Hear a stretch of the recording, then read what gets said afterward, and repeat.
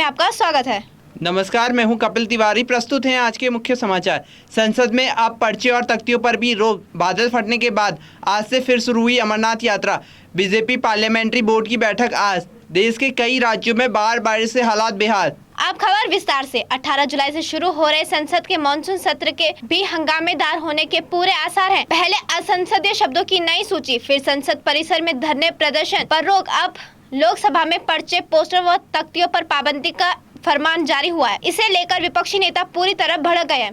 लोकसभा सचिवालय ने शुक्रवार को मानसून सत्र के दौरान सदन में किसी भी तरह के पर्चे और तख्तियों के वितरण पर रोक लगाते हुए एडवाइजरी जारी की है। माना जा रहा है कि संसद परिसर में धरने प्रदर्शन पर पाबंदी के बाद सदन में हंगामे के आसार को देखते हुए यह कदम उठाया गया। शुक्रवार को संसद परिसर में धरने और प्रदर्शन पर भी रोक लगा दी थी, जबकि सदस्य बापू की प्रतिमा के समक्ष अक्सर जमा होकर प्रदर्शन करते नजर आते थे। इससे पहले गुरुवार को दोनों सदनों में असंसदीय माने जाने वाले शब्दों की नई सूची जारी की गई थी। इन्हें लेकर विपक्षी नेता पहले से खफा हैं। अब बैनर, तख्तियों पर व पर्चों पर रोक ने उनकी नाराजगी और बढ़ा दी है। पिछले कुछ सत्रों के दौरान खासकर राज्यसभा में विपक्षी दलों ने भारी हंगामा किया था। इस कारण सदन के कामकाज में भारी खलल हुआ था। तो वहीं दूसरी ओर बात करेंगे अमरनाथ यात्रा की। खराब मौसम और बादल फटने के बाद आज से बालटाल और पहलगाम दोनों तरफ से यात्रा फिर से शुरू कर दी गई है। अमरनाथ यात्रियों का पहला जत्था शुक्रवार को पहलगाम पहुंचा। साइन बोर्ड ने कहा है कि शुक्रवार को दिन में मानसून स्थिर हो गया। आज से सुबह बालटाल और पहलगाम दोनों तरफ से यात्रा फिर से शुरू कर दी गई। शुक्रवार को दोपहर से शाम तक 10,000 से अधिक यात्रियों ने दर्शन किए और अब तक 1.7 लाख से अधिक यात्री दर्शन कर चुके हैं। जम्मू कश्मीर स्थित भगवती नगर यात्री निवास से 16वां जत्था पहलगाम और बालटाल के लिए रवाना हुआ। इनमें 5461 अमरनाथी यात्री शामिल थे। कड़ी सुरक्षा व्यवस्था में 220 वाहनों में यात्री बम बम भोले के नारे के जयकारों के साथ रवाना हुए। वहीं दिल्ली में आज बीजेपी पार्लियामेंट्री बोर्ड की बैठक आज होने जा रही है। ये बैठक शाम 5:30 बजे होगी। बैठक में एनडीए की राष्ट्रपति उम्मीदवार के नाम पर मोहर लग सकती है। प्रधानमंत्री नरेंद्र मोदी इसमें मौजूद रहेंगे। इसमें नामांकन की तारीख आखिरी 19 जुलाई ही है। उम्मीद है कि आज उपराष्ट्रपति उम्मीदवार को लेकर कोई अंतिम फैसला लिया जा सके। बीजेपी पार्लियामेंट्री बोर्ड की बैठक में पीएम नरेंद्र मोदी के अलावा बीजेपी अध्यक्ष जेपी नड्डा, केंद्रीय गृह मंत्री अमित शाह और रक्षा मंत्री राजनाथ सिंह समेत केंद्रीय सड़क परिवहन एवं राजमार्ग मंत्री नितिन गडकरी भी मौजूद रहेंगे। खबरों में आगे बढ़ते हुए बात करेंगे देश में बारिश के कहर की। महाराष्ट्र, गुजरात और असम समेत कई राज्यों में बाढ़ और वर्षा से स्थिति गंभीर हो गई है। बाढ़ प्रभावित क्षेत्रों में लोगों का दैनिक जीवन भी बुरी तरह प्रभावित हुआ है। असम में बाढ़ की स्थिति शुक्रवार को और बिगड़ गई।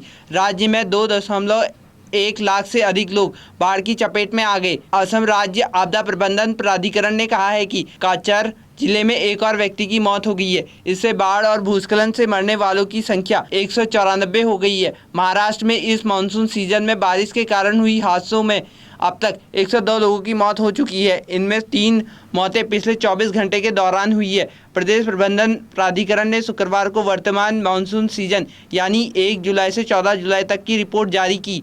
महाराष्ट्र में बीते 24 घंटे में बुल्ढाना, नासिक और नंदन दरबार जिले में एक व्यक्ति की और मौत हो गई और 2 लोग लापता बताए जा रहे हैं। वहीं दूसरी ओर प्रधानमंत्री नरेंद्र मोदी आज बुंदेलखंड एक्सप्रेसवे का उद्घाटन करने जा रहे हैं। यह अत्याधुनिक बुंदेलखंड एक्सप्रेसवे उत्तर प्रदेश के 7 जिलों से होकर गुजरेगा। इसमें स्थानीय लोगों को कई प्रकार से लाभ पहुंचेगा और अर्थव्यवस्था में सुधार होगा। फिलहाल साल 2020 में मोदी ने इस अत्याधुनिक बुंदेलखंड एक्सप्रेसवे की आधारशिला फरवरी महीने में रखी थी, जिसमें तेजी से काम पूरा करते हुए अब इसे जनता के लिए खोला जा रहा है। बुंदेलखंड एक्सप्रेसवे को बनाने में 14,850 करोड़ रुपए की लागत आई है। अब प्रधानमंत्री नरेंद्र मोदी आज इसे 296 किलोमीटर लंबे एक्सप्रेसवे का लोकार्पण करने जा रहे हैं। अब वक्त है एक छोटे से ब्रेक का, फिर लौटेंगे।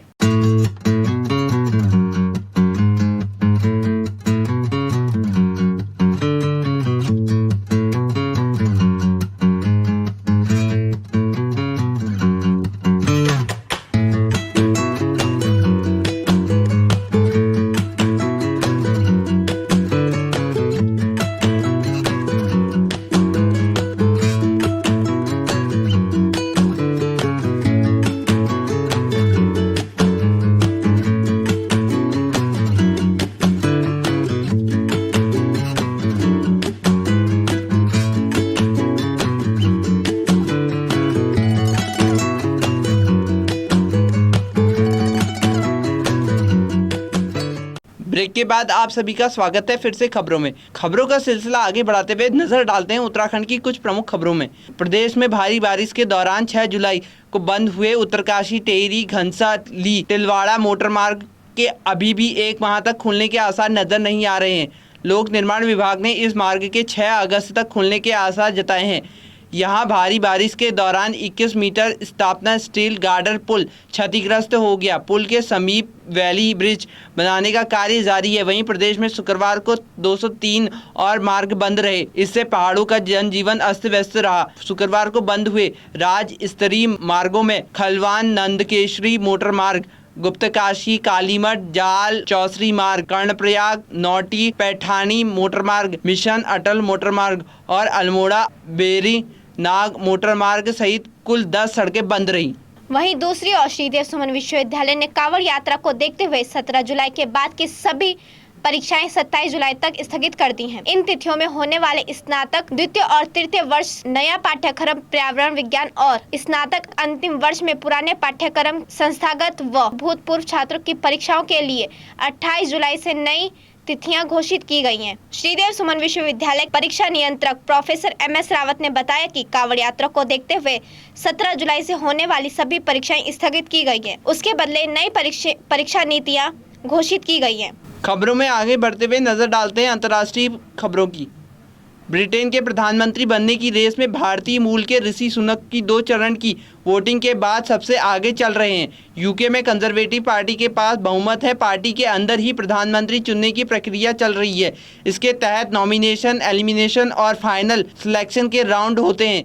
इस समय एलिमिनेटेड राउंड चल रहा है। इस प्रक्रिया के तहत कंजर्वेटिव पार्टी के अंतिम 5 उम्मीदवारों ने पहली टीवी डिबेट में हिस्सा लिया, जिसमें उन्होंने ब्रिटेन में कर और संबंधित योजनाओं पर अपने विचार शेयर करे। ब्रिटेन के प्रधानमंत्री की रेस में सबसे आगे चल रहे पूर्व चांसलर ऋषि सुनक ने पहली बार टीवी डिबेट में अपने प्रतिद्वंदी द्वारा कर्ज और अधिक ऋण दिए जाने की होड़ की प्रतिज्ञा का विरोध किया। ऋषि सुनक ने टीवी डिबेट के दौरान जोर देकर कहा कि वह देश के राजकोष को बढ़ाना चाहते हैं। उन्होंने ब्रिटेन की राष्ट्रीय संपदा को बढ़ाने के लिए स्वास्थ्य और सामाजिक देखभाल के लिए राष्ट्रीय बीमा योजना को बढ़ाए जाने का समर्थन किया। ऋषि सुनक ने कहा कि राष्ट्रीय राजकोष को बढ़ाने के लिए ये एक कारगर उपाय था, लेकिन अब इसे लेकर कटौती का वादा करना किसी परिकथा सा प्रतीत होता है। वहीं दूसरी ओर अमेरिकी राष्ट्रपति जो बाइडेन अगले 2 दिवसीय इजराइल दौरे पर शुक्रवार को सीधे सऊदी अरब पहुंचे। इजराइल से सीधे सऊदी अरब जाने वाले जो बाइडेन पहले अमेरिकी राष्ट्रपति हैं। इस दौरान सऊदी अरब के युवराज मोहम्मद बिन सलमान ने जो बाइडेन का भव्य स्वागत किया। युवराज मोहम्मद बिन सलमान ने अपने शाही महल में राष्ट्रपति जो बाइडेन का स्वागत किया। बता दें कि यह दोनों देशों के बीच पहली मुलाकात है। फिलहाल इससे पहले 14 जुलाई को गुरुवार के दिन I2U2 क्वाड समिट के दौरान अमेरिकी राष्ट्रपति जो बाइडेन ने वीडियो कॉन्फ्रेंसिंग के जरिए UAE के राष्ट्रपति मोहम्मद बिन जायद अल नहांग संग बातचीत भी की थी। खबरों का सिलसिला आगे बढ़ाते हुए नजर डालते हैं खेल जगत पर। पाकिस्तान के पूर्व क्रिकेटर शाहिद अफरीदी ने कहा है कि विराट कोहली को अब तक बाबर आजम के ट्वीट का जवाब दे देना चाहिए था। अगर वो ऐसा करते हैं तो दोनों देशों के बीच आपसी संबंध में सुधार आता है। इसी के साथ ही उन्होंने यह भी कहा कि विराट कोहली की तरफ से जवाब की कोई उम्मीद नहीं है। पाकिस्तान के कप्तान बाबर आजम ने ट्वीट कर विराट का समर्थन किया था। उन्होंने विराट की खराब परफॉर्मेंस पर लिखा था कि यह समय बुरा है और गुजर जाएगा। शाहिद अफरीदी का मानना है कि विराट को बाबर के ट्वीट का जवाब दे देना चाहिए था। उनके ऐसा करने से भारत और पाकिस्तान के बीच आपसी संबंध मजबूत होते। अफरीदी ने कहा है कि राजनेताओं की तुलना में खिलाड़ी ज़्यादा बेहतर तरीके से दोनों देशों के रिश्ते सुधार सकते हैं। अगर बाबर के ट्वीट के जवाब में विराट कोहली ट्वीट करते तो यह बड़ी चीज़ होगी, लेकिन अफरीदी को नहीं लगता कि वो ऐसा करेंगे। इसी के साथ आज के समाचार समाप्त हुए। धन्यवाद।